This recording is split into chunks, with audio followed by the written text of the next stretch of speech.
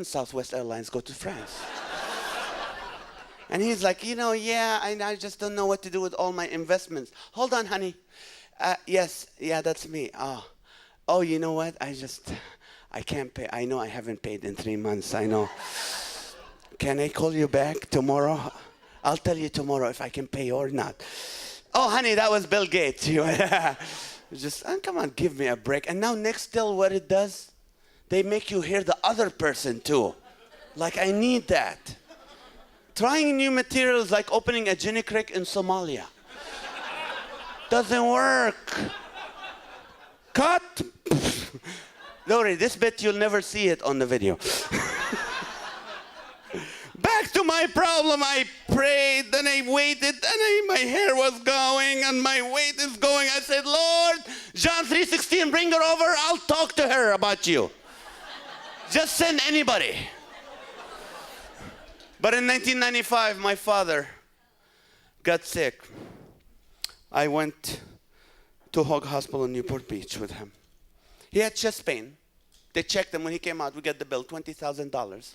He looked at it, he had a heart attack right there.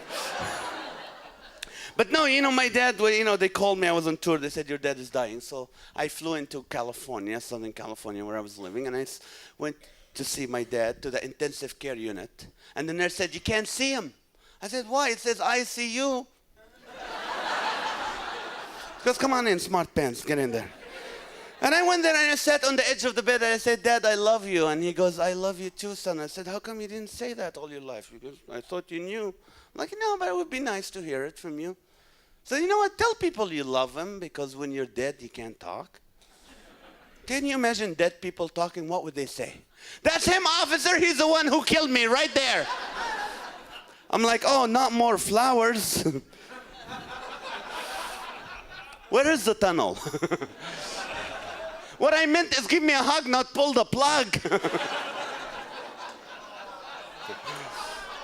But then my father he passed away, and he said, go to Israel, finish some paperwork for me. So I flew into the Gaza Strip in the Holy Land, the Muslim part of Israel.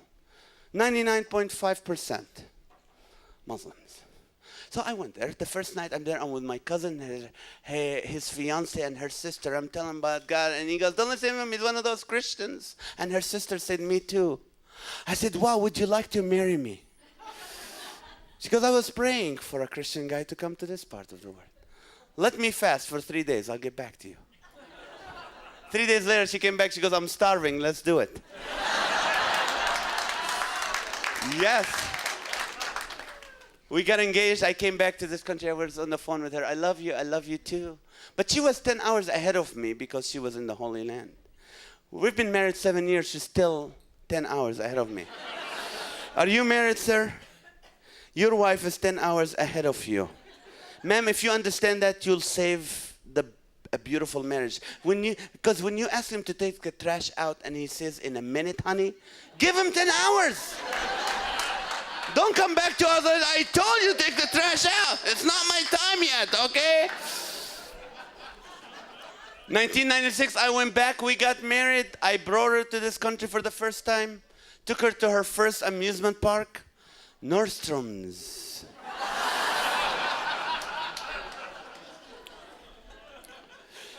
And a year and a half later, she got pregnant, and we went to Lamaze. Anybody been to Lamaze?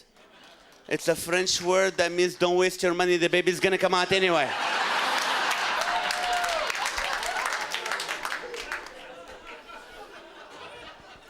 In Lamaze, they teach you how to close your eyes and imagine yourself in space doing nothing.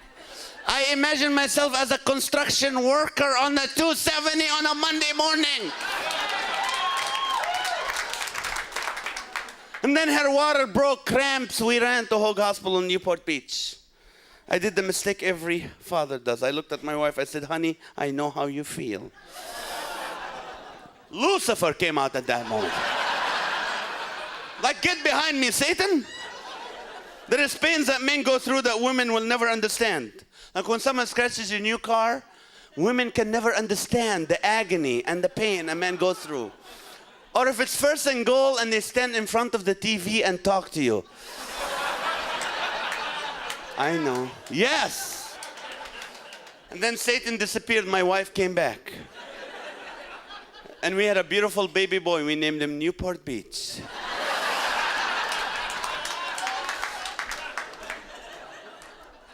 A year and a half later, we got baby Carol. Beautiful baby, sleeps all day, stays up all night. I'm pro-life, but not at 2 in the morning. I told her mom, I said, honey, you know what? I'll change the diapers at night. You've been with him all day. I'll take care of it. Men were not made to get up in the middle of the night. So I called Bob Vila from the Home and Garden Network. I said, Bob, can you create a device where I can change the diaper without getting up? He says, no. So baby Carol slept in between us. All I had to do was move my arm and change the diaper, 4.5 seconds. I challenge any father. It worked perfect till one day we got up, the whole bed was wet. And Carol looked like Al-Qaeda people.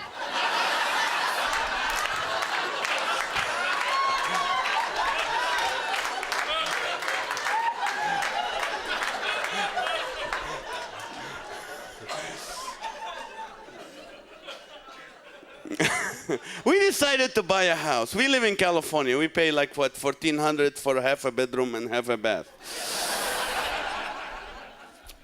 So we prayed about it and said we need to buy a house. I went to a lender. You know, they have like a score where they can discriminate you based on that score they call FICO score. I didn't know that. The guy looks at it, he goes, your FICO score is like minus 279. I said, what does that mean? He said, you mean at least 700 plus to be a Republican, yet alone to buy a home in California. I said, what do I need to do? He said, you need to look outside of Southern California, like Afghanistan.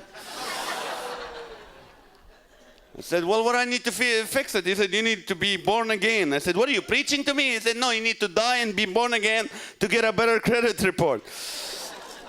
But we got our house 26 days later, and we bought a lawnmower. If you want to buy a lawnmower, spend the money and get the one with the bag. I didn't know. No one told me. I was in apartments all my life. And now I got a house with 2 lawns and little pebbles and rocks. My first day in the house, I buy it. I'm excited. You know, I'm like, doesn't need batteries. Perfect. I'm starting the whole thing. And then my neighbor said, you need to put some gas in it.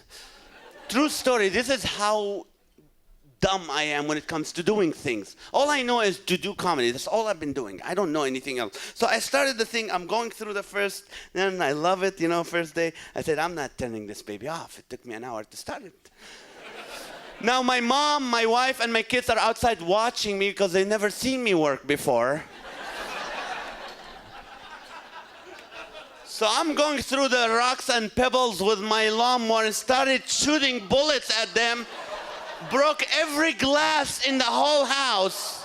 My neighbor called the FBI because now they have something called the 800 number. If you're suspicious, call them. If you're suspicious, just call them. I love that number because I used to have relatives that visit us every year. I'm not saying they are, officer, but you never know.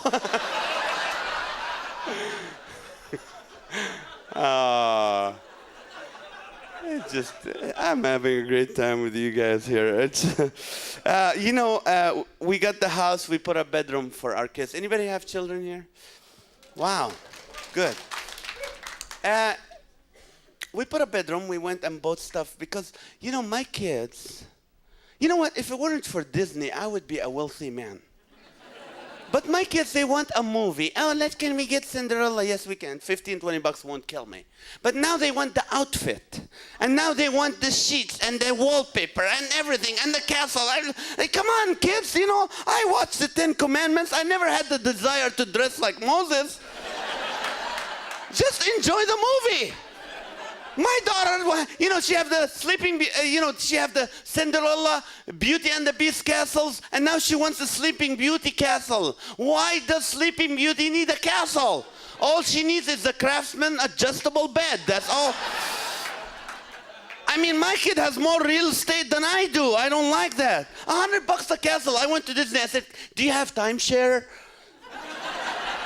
Can we borrow it for the week, rent it, do something, give us like the outside palace and someone else can buy? No, $100 for it. And then my son comes to me and said, Dad, we need the Aladdin castle because he's our people. Don't give me that. So I bought him the bunk bed and everything and the castle stuff. And at night, they come and sleep in bed between us. We have a queen-size bed. I'm fighting with a 5-year-old over the sheets. I'm like, come on, kid, go to your room. I bought you a whole room. He's like, the boogeyman. Don't give me the boogeyman stuff. The boogeyman is in his own bed stretching right now. So every time at 3 in the morning, I'm leaving the room, I go up on the bunk bed, hit my head on Jupiter, because they have Mars, Jupiter, and the light bulb right there. And I'm sleeping with Buzz. Buzz Light. I haven't slept with a Buzz in 11 years.